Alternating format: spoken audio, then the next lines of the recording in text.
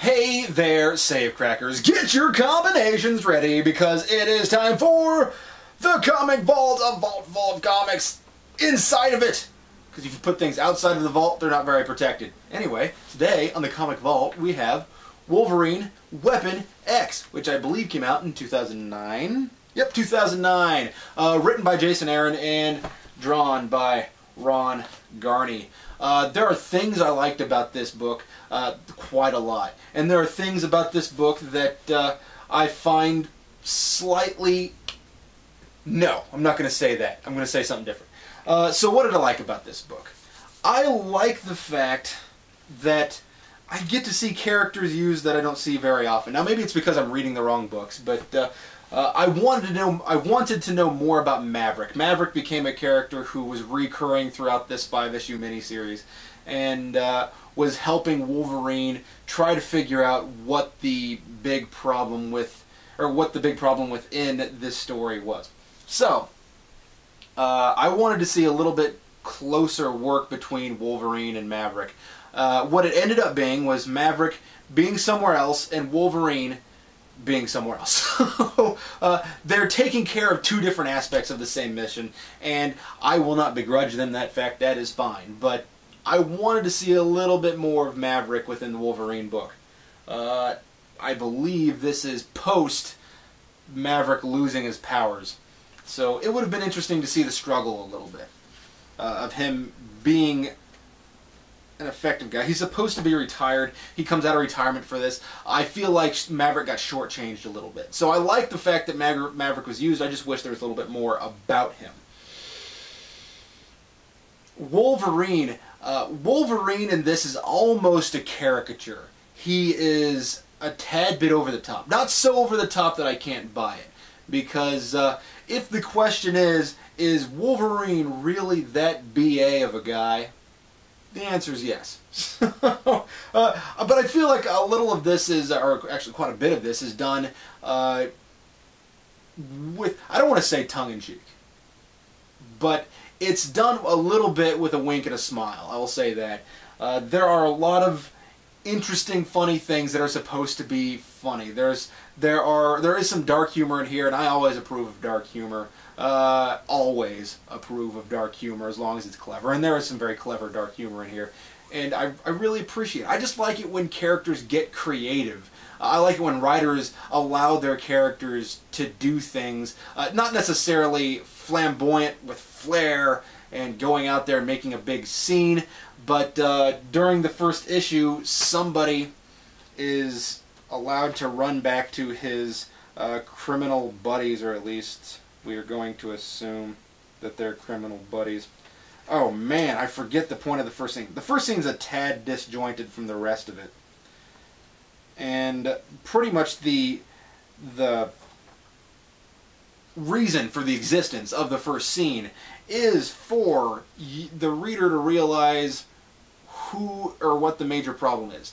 There are other people out there with sort of souped up Wolverine powers. So Wolverine is early Weapon X, and then there's this company that we come to find out is known as Blackguard that is reproducing Weapon X projects and turning them into the obedient super soldiers that they initially wanted, these straight up killing machines. Now I forget who did this, but I think it's either Wolverine or Blackguard. The identity of the character is concealed, and it's been a little bit since I've read this, so I'm having a little bit of difficulty figuring out who did what. I'm assuming it's the people from Blackguard, but I like the idea. Somebody has a grenade shoved down their throat and is sent into a stronghold with their buddies. I don't know who these people are. It's a little concealed as well. But they pat him on the back. He blarg, as it says in the comic, he blargs out the grenade and things blow up. So I like it when things get dark and creative. I really enjoy that. Okay, yeah, it is the people from Blackguard. Anyway. I don't know why that was so hard for me to find. I'm pretty sure it's the... Oh wait, I don't know. But there is another small story arc going on in here of a reporter. Now, the reporter who gets looped into things is sort of a cliche now. I get kind of tired of seeing the reporter. And in fact, I really didn't enjoy the reporter in this. She was, I'll say instrumental, but not quite so indispensable that you couldn't have tweaked the story around to not involve the reporter at all. In fact, her introduction into the issue is slightly contrived. Wolverine is riding on a subway, and she gets mugged right next to him. Coincidental. She gets mugged next to a guy that's going to save her. He doesn't have to look for her. He's not listening for anything. He's just there, and then that happens. So, I feel like that's kind of a cliche for Wolverine even, where he just stumbles upon things. He's not looking for them. People come find him and say, "We need your help," and Wolverine says, "Yeah, sure you do, because I'm awesome. Everyone needs my help." And I feel like the dialogue and the situations are a little bit wink, wink, nudge, nudge. I'm awesome because I'm Wolverine. And, that aside, a lot of people like that. I like my Wolverine to be a little more straight-laced than that, but that's not something that is going to turn me off from a series, especially a miniseries. I did enjoy what was going on in here. As I said, I would like to see more Maverick.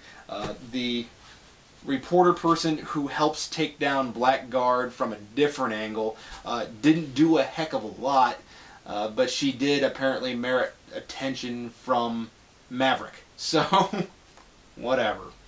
I don't quite understand it myself. I mean, I understand the way it worked out in the issue, and things worked out together. I just believe that after reading things like Punisher Max, where things are really integrated into each other, that this is sort of a quick job. I believe that Jason Aaron could have fixed a couple of the contrivances. I believe that he could have made it... I believe he has the guts of a really good story here. I really do. I just feel like there are certain things in there that are disjointed that don't have to be. That could have been corrected at its inception. Things about this that I really like. This might be one of the more surprising scenes in there, so I apologize if this is a spoiler, but there is a moment where Wolverine is surrounded by all of these souped up Wolverine people. The Weapon X people from Blackguard. And he looks around and he assesses the situation. He's ready to fight. He's in the midst of all of these people, and he runs away into the jungle. Well, they're effectively in the jungle. He runs away and hides in the jungle. And the Wolverine, or the Weapon X Blackguard guys, well, I'll just say the Blackguard guys. So the Blackguard guys say, "Wow, I never figured Wolverine for a coward." Now, that's the thing. I find it interesting that Wolverine runs and takes cover. He is ready to fight. Of course, we all know it's Wolverine. He's not going to go out and run away and be a coward. Of course not. But what's so fascinating about it is he assesses the situation and says, "This is not something that I'm going to win. It would be smarter to retreat to cover and take them from that position." What's really interesting about this 5-issue mini is that Wolverine spends his time infiltrating areas and choosing the best way to win. I find that fascinating. And so much so that sometimes he even gets heavy firepower because he knows that they would be ridiculous to just storm the castle. Not that there's a castle in here, but so I find that, figuratively speaking, he knows that it's irresponsible to storm the castle, and I ended up really enjoying the things that Wolverine did, the things that Wolverine does in this book. He's clever. Jason Aaron allows Wolverine to be clever. He allows the guys from Blackguard to be clever. That makes me happy. There are a couple things in here that I would have liked to have explored more. Like Maverick, I would have liked to explore Maverick more. One of the guys from Blackguard reads Faulkner. I would have liked a little more to do with Faulkner in there. And I find it interesting that in a scene, Wolverine is reading Louis L'Amour. Now, there is sort of a blue color, and now we'll say this: Louis L'Amour is a Western writer. William Faulkner is a writer of things that can take place rurally. The thing that I really remember from Faulkner is barn burning, but one is considered literary canon. Faulkner. One is considered to be he's a bestseller, sure, but it's not exactly literary canon. It's more just considered for entertainment, and that's Louis L'Amour. And I find it interesting that the villain, or at least one of the villains, not the major villain, that the most effective member of Blackguard, the most effective souped-up Wolverine guy from Blackguard, reads Faulkner, and Wolverine is reading Louis L'Amour. Now, Wolverine knows that, or he has read Faulkner before, and in fact, there's a line in this miniseries that the Blackguard guy says, "How does it end? I didn't get a chance to finish it." So Wolverine, I forget what Wolverine says, but I believe he's read it. And what that really tells you is it's sort of that blue collar versus white collar idea. It reinforces that. Now, Blackguard is a huge company that's known to the public and is doing these Weapon X programs under the radar, and it's shady and it's illegal, and fair enough. And Wolverine's out there trying to stop it. I find that interesting that what they're reading reflects what's going on. Now, it could have been integrated more. I would have liked to have seen more with that. Again, I feel like this could have used about a 6th issue. I really do. To have fully explored Maverick and to have integrated certain things like the reporter and Faulkner and Louis L'Amour a little bit more. It does seem kind of forced in there, the Louis L'Amour thing, and, well, Louis L'Amour is just a panel. Doesn't seem significant. But the Faulkner thing becomes something significant because they go back to it a couple times throughout this whole fight scene. And it seems a little forced. There's not a lot more to say than that. I enjoyed the book. I would recommend it. It's only 5 issues if you guys can get your hands on it. And again, I enjoy Jason Aaron's stuff, and I'm going to keep reading the things that I find by him. So, thanks for watching the Comic Vault. The Comic Vault is vast and ominous. Ominously vast. Ooh, vastly ominous? You can send things to Geekvolution, P.O. Box 14183, Lenexa, Kansas 66285. Thanks for watching the Comic Vault, guys. As always, I'm Vince. This is Geekvolution. We'll catch you later!